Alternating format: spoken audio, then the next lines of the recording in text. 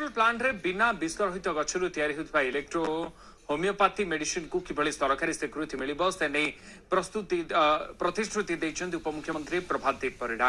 भारत वर्षर किछि राज्य एही मेडिसिन बहुल प्रचार प्रसार करबा सहित शिक्षादान नियुक्ति उपरे फोकस करूछन्ति। तेणु ओडिसा रे एहा उपरे विचार करा जाउछ बोली इंटरनेशनल इलेक्ट्रो होमियोपैथी सम्मेलन ने कहछन्ति प्रभाती।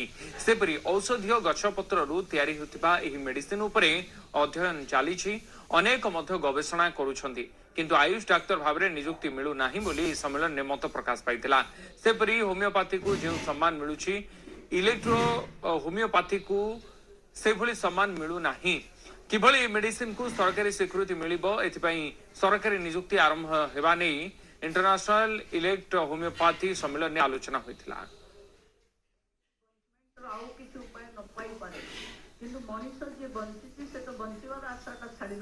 जहा कहवा कथा से माने कहउचंती कि अनेक सरकार तांको कहिचंती किंतु करि नाहंती।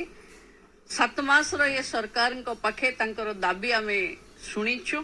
आमे निश्चित भावे इलेक्ट्रो होमियोपैथी जहा बहुत रोग को मूलरू समाप्त करबा पई सक्षम बा भल प्रस्तुति तेणु ताकू निश्चित भाव लोकों पाखे पहुंचेबा पई आम सरकार प्रस्तुत हो। इलेक्ट्रो होमियोपैथी की से गवर्नमेंट करिया पई प्रतिबद्धता देले एवं से प्रतिश्रुति मध्य देले याकू निश्चित आमे ए बीजेपी गवर्नमेंट थिला बेले ताकू गवर्नमेंट करिबो पिलांकर या जे एई चिकित्सा शास्त्र जेहेतु समस्तंकर हित रे आसुची हमर विश्वास होची इलेक्ट्रो होमियोपैथी चिकित्सा पई निश्चित गोटे किछि हबो आ मैडम भी प्रतिश्रुति दैछंती सरकारी स्वीकृति पई समस्त व्यवस्था निश्चय से करिबे।